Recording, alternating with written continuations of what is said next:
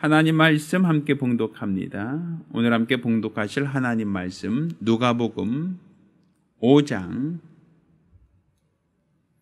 12절부터 16절까지 말씀을 함께 봉독하겠습니다. 오늘 함께 봉독하실 하나님 말씀 누가복음 5장 12절부터 말씀을 봉독합니다.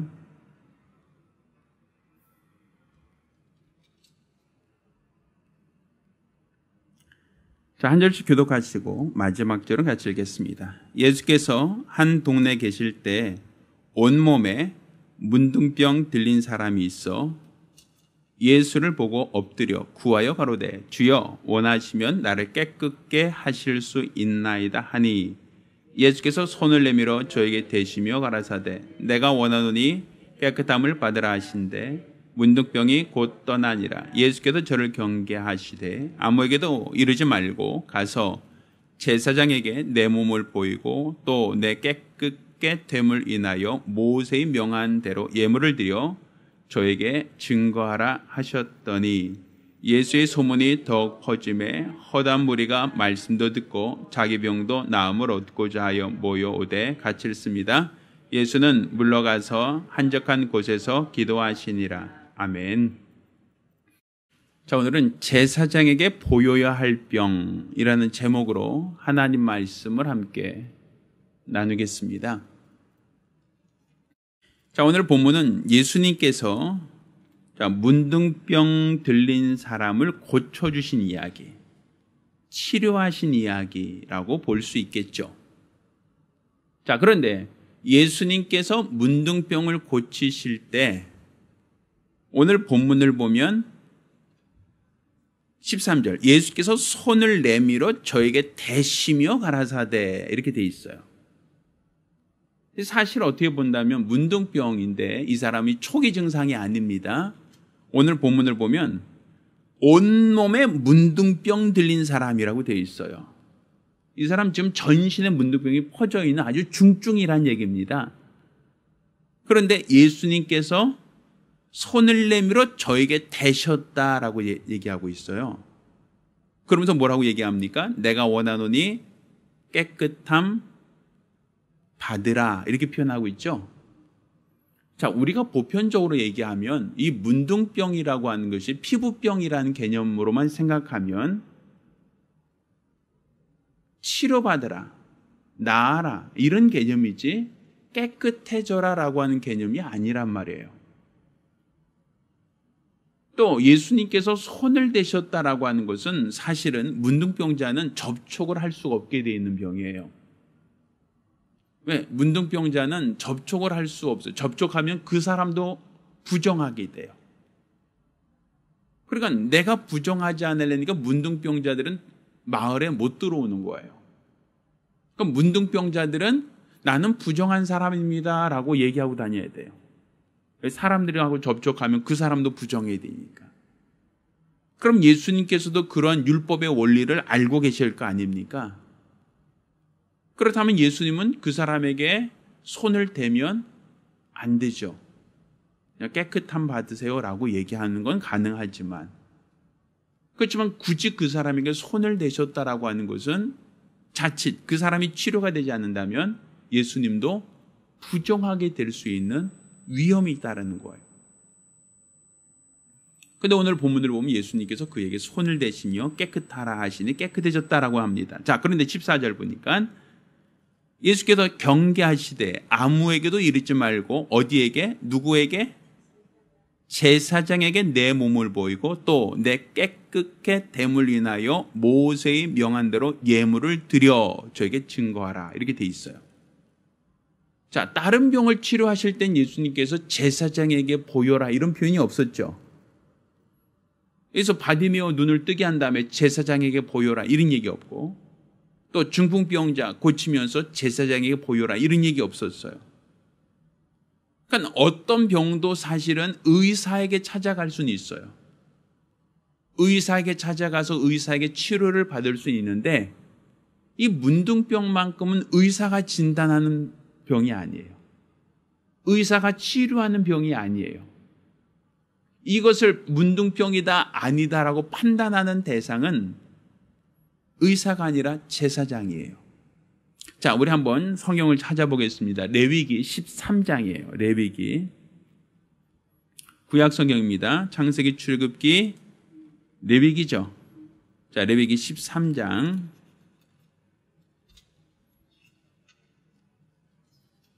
자, 1절부터 볼게요. 자, 레위기 13장 1절입니다. 자, 1절과 2절, 3절 읽습니다. 시작.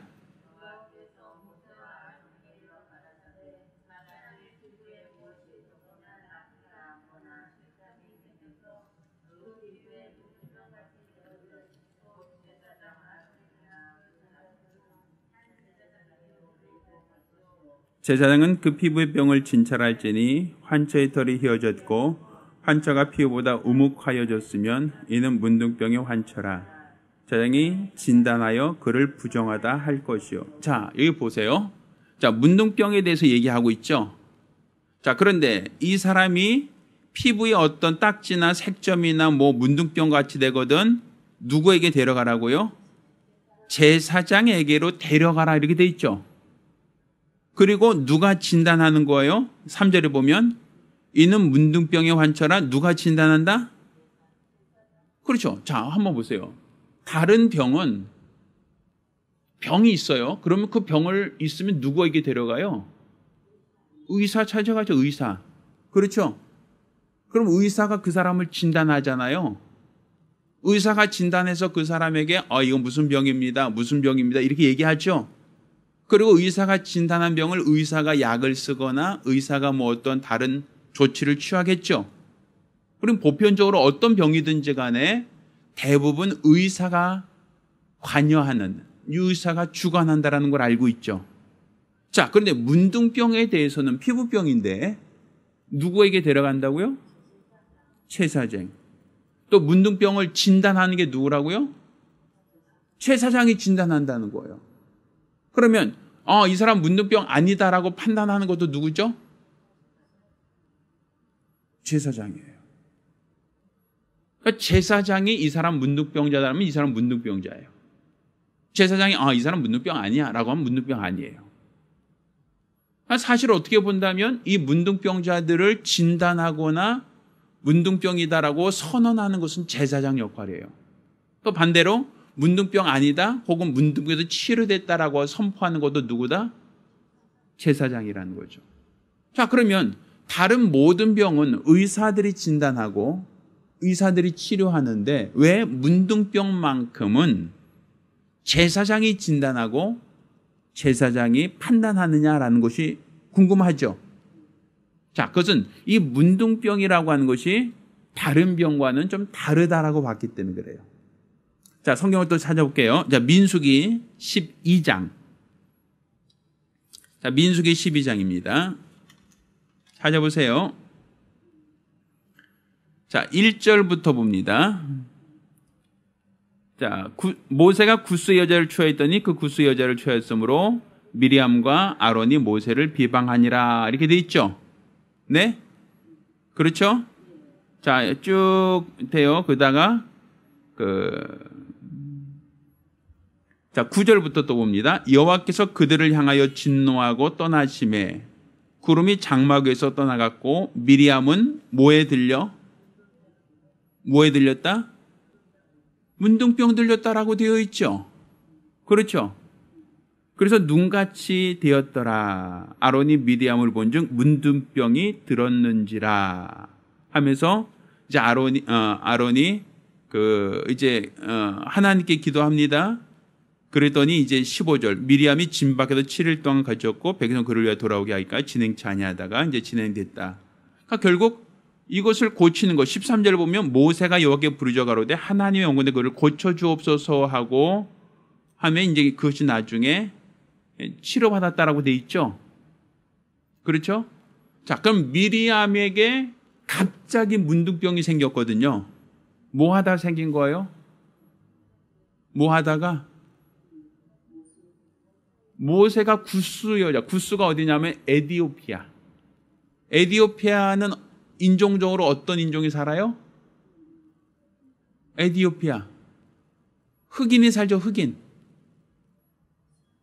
근데 모세가 그러니까 연세 많으신 모세가 가나안 여인들하고 결혼하지 말라고 그렇게 엄히 경고했는데 그 모세가 누구하고 결혼한 거예요? 새카만 여자랑 결혼했단 말이에요. 구스 여자랑. 그럼 사람들 눈에 띄어요, 안 띄어요? 지도자가 그러니까 내가 하면 로맨스, 남이 하면 불륜 이런 개념이죠. 그러니까 그의 누나 미리암이 또 형 아론이 뭐라 그런 거예요? 모세한테 야 너는 가나안 사람들하고 결혼하지 말라고 그렇게 엄히 경고하고 너가 결혼하면 어떡하냐? 그것도 새카매하고 눈에도 잘 띄는 여자랑 결혼했으니 잘못한 거 아니냐라고 책망한 거죠. 맞죠? 근데 하나님이 누구를 치신 거예요? 미리암을 쳤어요. 그래서 미리암에게 어떻게 무슨 병이 생겼다고요? 문둥병. 그렇죠? 그럼 이스라엘 사람들이 봤을 때 이 문둥병은 누가 내린 병이에요? 하나님이 내린 병이죠. 하나님 천벌이라고 얘기하죠. 하나님이 내린 병이니까. 그렇게 보지 않나요? 그렇죠. 하나님이 세운 모세를 비방하니까 하나님이 내린 벌, 천벌이죠. 자, 또 한번 찾아볼게요. 자, 열왕기하입니다. 열왕기하.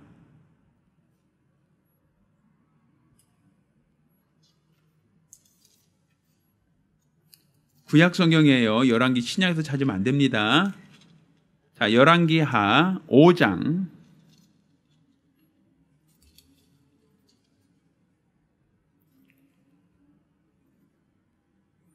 자, 열왕기하 5장.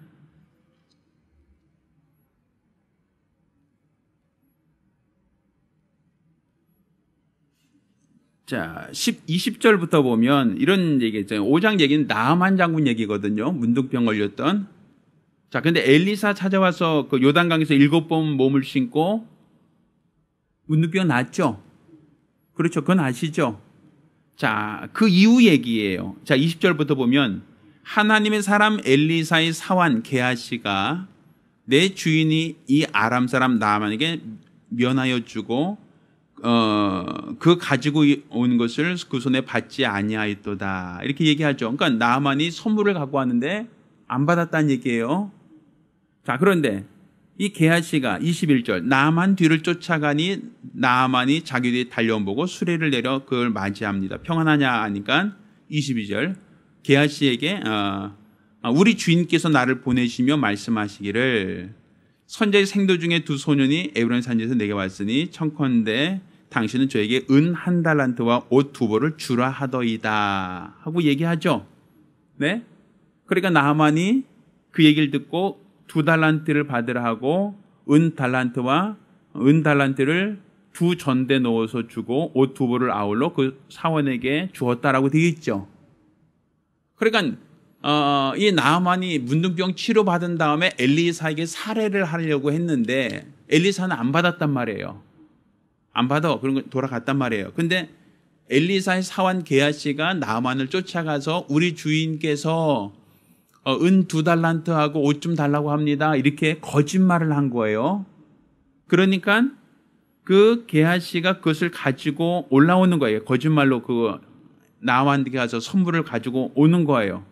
자, 26절 엘리사가 이르되 그 사람이 수레에서 내려 너를 맞으려 할 때 내 심령이 감각되지 아니하였느냐. 지금은 어찌 은을 받으며 옷을 받으며 감나무나 포도원의 양이나 소나 남종 여종을 받을 때냐. 27절 같이 읽습니다. 시작. 그러므로 나만의 문둥병이 내게 들어 내 자손에게 미쳐 영원토록 이르리라.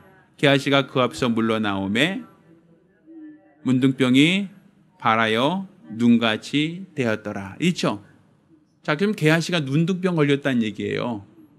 나만에게 있던 문둥병이 게하시에게 온 거죠. 그렇죠? 그런데 게하시가 뭐 하다가 이렇게 된 거예요? 거짓말 하다가. 엘리사가 나만 그 문둥병 고치고 그냥 가라고 했는데 주인의 이름을 빙자해서 쫓아가서 우리 주인이 은 2달란트하고 5달라고 합니다. 이 거짓말했죠. 그래서 받아갖고 왔잖아요. 그러니까 엘리사가 그 게하시에게 문둥병이 있을 것이다라니 그 이후로 문둥병이 생겼다. 이 얘기죠. 그렇죠? 자, 여기서 말하면 누가 준 병이에요? 천벌이죠. 이것도 하나님이 내린 벌이죠. 범죄한 자에게. 그렇지 않나요? 자, 또 한 절 찾아보겠습니다. 역대하입니다. 역대하. 열왕기 하에서 조금 더 넘기면 역대상합니다. 26장.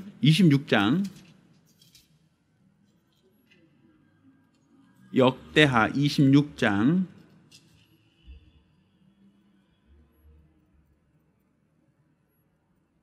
자, 16절부터 볼게요. 16절부터 19절까지. 저가 강성하였음에 그 마음이 교만하여 악을 행하여 그 하나님 여호와께 범죄하되 곧 여호와의 전에 들어가서 향단에 분향하려 한지라. 어딘지 보이세요?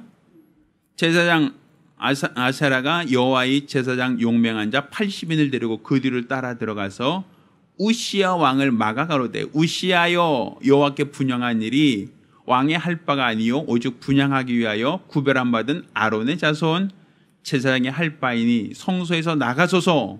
왕이 범죄하였으니 하나님 여호와께 영광을 얻지 못하리이다. 자, 19절. 우시야 왕입니다. 우시야가 손으로 향료를 잡고 분향하려 하다가 노를 바라니 저가 제사장의 노할 때 여호와의 전 안 향단 곁 제사장 앞에서 그 이마에 뭐가 바란지라? 문둥병이 바란지라. 이렇게 돼 있죠. 자, 이 얘기는 뭐냐면 우시야 왕이 직접 하나님께 기도하겠다는 거예요. 그래서 원래 제사장 밖에는 들어갈 수 없는 성소에 들어갔다는 얘기예요. 그리고 금향로 있죠. 향단에다 직접 자기가 향을 피우겠다는 거예요. 지금까지 그거 누가 했어요? 아론의 자손 제사장들만 했었죠. 근데 왕이면 그날에서 제일 높은 신분 아닙니까? 왕이 내가 직접 하나님께 기도하겠다라고 하여 제사장만 들어가는 곳에 왕이 직접 들어가서 향로에다가 향 피우겠다가 한 거예요. 그러니까 아론의 자손들이 제사장이 70명이 그걸 막은 거예요. 스크랩 짠 거죠. 안 됩니다 왕이요. 들어오면 안 됩니다 하고 막은 거예요. 여긴 절대 들어오면 안 됩니다. 왕이랄지라도 여긴 절대로 오면 안 됩니다 라고 했는데 불구하고 왕이 그날에 제일 높은 사람이잖아요. 치어라 하고서는 이 사람들 쫓아내고선 자기가 직접 들어가서 향로에다가 향을 피운 거예요. 그랬더니 그 이마에서 뭐가 생겼다? 문둥병이 생겼다. 그래서 이 문둥병이 생겨서 21절 보면 우시 왕이 죽는 날까지 문둥이가 되었고 문둥이가 되며 여호와의 전에서 끊어졌고 별궁에 홀로 거하였으므로 그 아들 요담이 왕궁을 관리하며 국민을 치리하였다. 이 사람은 살아서도 살아있는 사람이 아니에요. 별궁에서 혼자 문둥병 걸렸으니까 왕인데도 불구하고 정치하지 못하고 그냥 후궁에서 죽을 때까지 그냥 문둥병자로 살다가 죽었어요. 이 사람은 왕인데. 자, 이 사람 왜 문둥병 걸렸을까요? 그렇죠. 하나님이 내가 왕이면 왕이지 왕이 하나님 말씀을 초월할 수 있어요? 없어요? 없죠. 내가 하고 싶은데 누가 막아 하고서 쫓아 들어갔다가 문둥병 걸렸죠. 자, 그러면 이스라엘 사람들은 문둥병이 무슨 병이라고 생각해요? 하나님이 내리는 천벌. 그렇게 보겠죠. 단순한 피부병이 아니에요. 이거는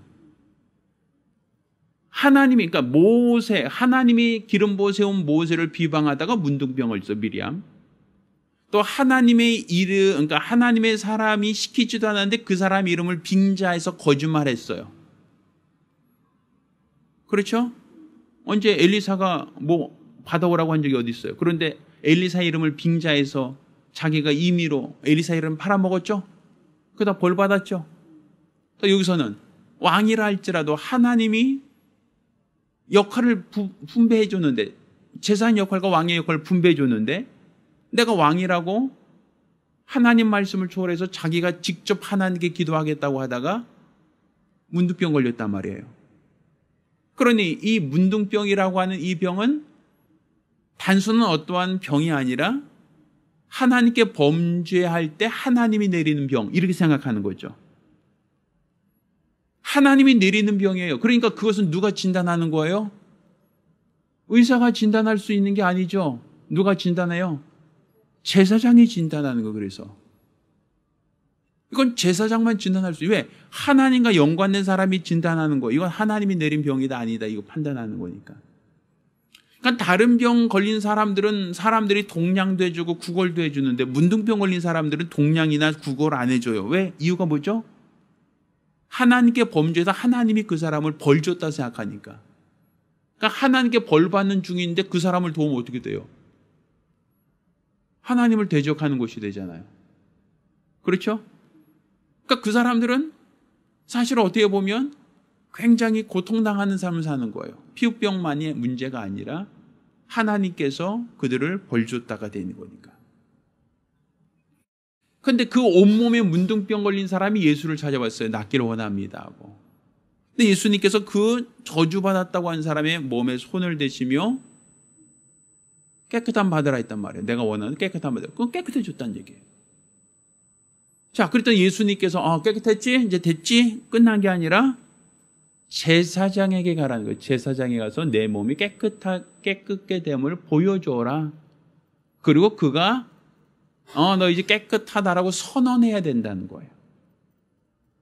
그러니까 이 병은 그냥 상처가 있냐 없냐 이 기준이 아니라 제사장이 이 사람은 문둥병입니다 라고 진단할 수 있는 것처럼 제사장에서 진단됐으면 누가 풀어야 돼요? 제사장이 이 사람은 이제 치료됐습니다라는 거를 제사장만 풀 수 있는 거예요. 그러니까 환처가 있냐 없냐 기준이 아니라 제사장이 이 사람 면하게 할 수 있는 거예요. 그러니까 제사에게 가라는 거예요. 그러니까 진단한 것도 제사장이고 내가 문둥병에서 이제 치료받았다라고 하는 것도 누구고? 제사장만 할 수 있다는 얘기죠. 그렇죠? 자, 그리고 아까 누가복음 읽어보면 거기 뭐라고 나와요? 모세의 명한 예물을 드려라 이런 얘기 나와요 안 나와요? 자, 14절 읽습니다. 누가복음 5장 14절 시작. 예수께서 저를 경계하사 아무에게도 이르지 말고 가서 제사장에게 내 몸을 보이고 또 내 깨끗게 됨을 인하여 모세의 명한 대로 예물을 드려 저에게 증거하라 이렇게 돼 있죠. 자, 그럼 모세의 명한 예물이 뭐예요? 문둥병자에게 모세의 명한 예물은 뭘까요? 자, 레위기 다시 한번 찾아볼게요.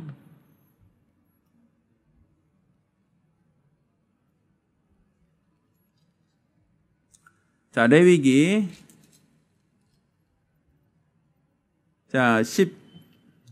14장 레위기 14장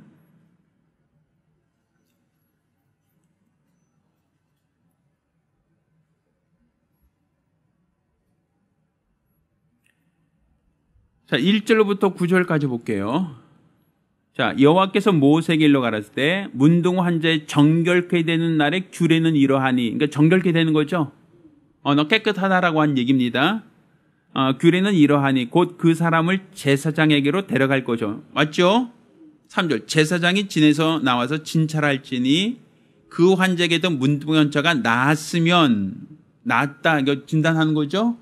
자, 4절 제사장 그를 위하여 명하여 정한 산새 2마리와 백향목과 홍색실과 우슬초를 가져오게 하고 제사장은 또 명하여 그 새 하나는 흐르는 물 위 질그릇 안에서 잡게 하고 다른 산은 산대로 취하여 백향목과 홍색실과 우슬초로 함께 가져다가 그 흐르는 물 위에서 잡은 새 피를 찍어 문둥병에서 정결케 함을 받은 자에게 7번 뿌려 정하다 하고 그 산새는 들에서 놓을지며 이렇게 돼 있죠. 네? 지금 문둥병에서 정결케 된 예를 하는 거예요. 지금 아까 모세의 정한 예물을 드리라 하고 돼 있잖아요. 그렇죠? 그 모세가 정한 예물이 무엇이냐? 제사장이 가서 문둥병 환자가 없어졌다라는 것을 제사장이 확인하면 제사장은 그 사람에게 뭘 갖고 오라고 해요? 새 2마리 갖고 오라고 한단 말이에요. 새. 그리고 새 2마리와 백향목과 홍색실과 우슬초를 가져오게 한다라고 되어 있죠. 그리고 제사장은 명하여 그 새 1마리는 어디서 잡는다? 흐르는 물 위 질그릇 안에서 잡게 한다. 그러니까 사실 새 1마리를 죽이는 거예요. 2마리 중에서 1마리를 죽이는데 어디서 잡는다고요? 흐르는 물 위에서 잡는다. 좀 희한하죠? 아니 어떻게 이 새 1마리를 죽이는 걸 흐르는 물 위에서 잡습니까? 자, 그리고 다른 새 또 1마리 있죠? 그거는 살아있는 대로 백향목과 홍색질과 우슬초와 함께 가져다가 흐르는 물에서 잡은 새 피를 찍어 문둥병에서 정결 받은 자에게 7번 뿌려 정하다 하고 그 살아있는 새는 뭐 하라고요? 놓아주라는 거예요. 놓아주라. 좀 희한하죠? 네. 아닌가요? 자, 그럼 왜 이런 어떤 제사를 드리죠? 모세의 명한 예물은 새 2마리예요. 왜 이렇게 하는 거죠? 왜 1마리는 흐르는 물 위에서 잡고 그 피를 7번 뿌리고 또 나머지 새 1마리는 풀어준다. 그 얘기 아닙니까? 자, 근데 하나의 원리가 있어요. 자, 흐르는 물은 돌아온다, 돌아오지 않는다. 흐르는 물은 돌아온다, 돌아오지 않는다. 한일 자동펌프 생각하지 말고, 자, 물이 흘러요. 물이 흘러간다는 것은 내가 서 있는 자리에 있는 물이 내려가죠. 떠내려가죠. 그럼 내가 있는 물은 하류로 지나간 것이지, 지금 내가 물속에 있다 할지라도 그 물은 이전에 내가 발 담그고 있던 물이 아니죠. 이미 물은 지나갔죠. 자, 그리고 피를 7번 뿌린 다음에 새 1마리는 어떻게 한다고요? 날려보내죠. 자, 그러면 집에서 기르던 새도 아니라 산새를 잡아서 2마리를 그러다 하나 풀어줬어요. 그러면 그 새는 다시 돌아올 거예요? 안 돌아올 거예요? 아직 생각해봐요. 돌아올 거예요? 안 돌아올 거예요? 안 돌아오죠? 그거예요. 문둥병이 다시는 돌아오지 말라는 거예요.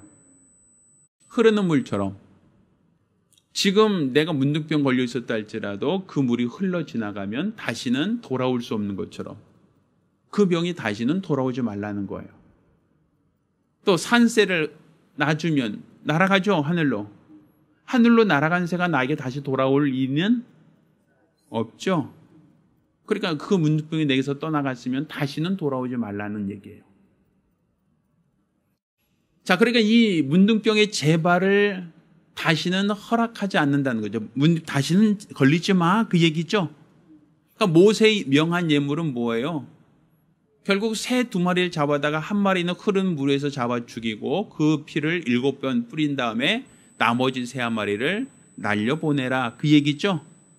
그래서 다시는 문둥병에 걸리지 마라, 그 얘기예요. 그 얘기는 다른 말로 뭐예요? 문둥병은 누가 내리는 별? 하나님 내리는 벌이잖아요. 의사가 진단하는 게 아니라 제사장이 진단하는 하나님의 천벌이잖아요. 그 얘기는 다른 말로 뭐예요? 하나님께 다시는 뭐 하지 마라? 그렇죠. 하나님께 다시는 죄 짓지 말라는 얘기죠. 하나님께 범죄하지 말라는 얘기란 말이에요. 그러니까 그 범죄라는 게 뭐예요? 하나님이 기름 부어 세운 자를 대적하거나 하나님이 기름 부어 세운 자의 이름을 망령되 일컫거나, 맞죠? 또 제사장의 역할을 왕이라 할지라도 그 대신 그 일을, 직무를 무시하거나, 전부 다 하나님이 기름 부어 세운 자에 대한 얘기란 말이에요. 그렇죠? 모세, 하나님이 기름 부어 세웠죠? 근데 모세가 잘못한 것을 지적하다가 문둥병 걸렸어요. 기억하시나요? 그렇죠? 그리고 엘리사가 시키지도 않았는데 엘리사 이름을 팔아먹었죠? 그렇죠? 거짓말했죠? 그러니까 하나님이 기름 부은 자, 기름 부어 세운 자의 이름을 도용했죠? 그 명예를 실추시켰죠? 그렇죠? 그러니까 그의 이름을 도용하거나 그가 시키지 않은 일을 그가 시켰다고 해서 일하는, 그러니까 결국 하나님이 기름 부은 자와 연관되어 있단 말이에요. 모세 얘기도 엘리사의 게하시 얘기도. 그리고 왕이라 할지라도 자기가 하나님 부여한 역할이 있는데 자기가 직접 제사장처럼 향연 키겠다고 하다가 하나님이 벌 줬죠. 요시야 왕. 그러니까 결국 뭐예요? 하나님이 세운 직분에 대해서 초월했다는 얘기죠. 그게 전부 다 하나님께는 죄가 되는 것이고 하나님께서는 그런 자를 책망하고 저주하시고 그 증거로 문둥병이 발한 것이다. 이렇게 되어 있는 거죠. 그러니까 결국 이건 의사가 문제가 아니라 하나님과의 관계니까 제사장이 진단하고 제사장이 판단할 수밖에 없다라는 얘기가 되는 거예요.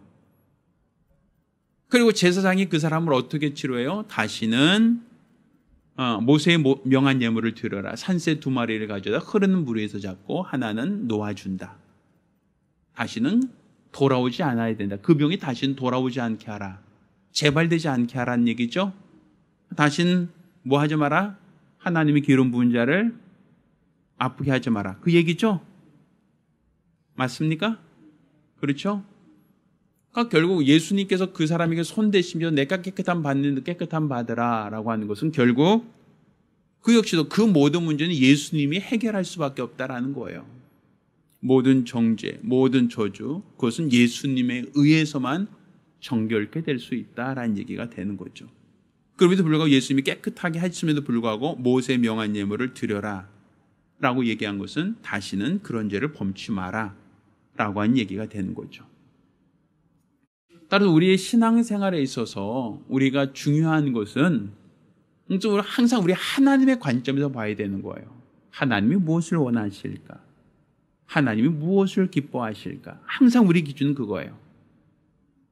그러니까 목회자가 잘못할 수 있어요. 기름 부은 자가 잘못할 수 있어요. 왜 못합니까? 사람인데. 근데 항상 하나님은 무엇을 원하실까? 여기서 시작해야 돼요.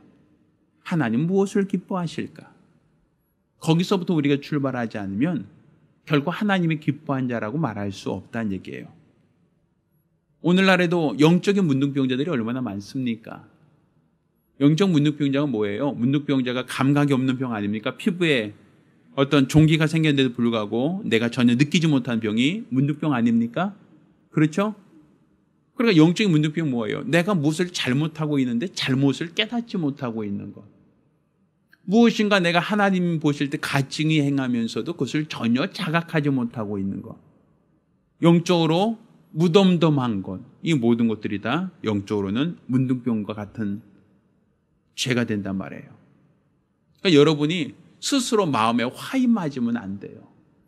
옳고 그른 것을 분별할 수 없다면 여러분이 하나님으로부터 그 모든 것들이 책망받을 수 있는 요소가 될 수 있다는 걸 깨닫기를 예수 이름으로 축원합니다. 따라서 우리 하나님 모실 때 잘했다고 칭찬받을 수 있는 신앙, 믿음 생활하시기를 다시 한번 부탁드립니다.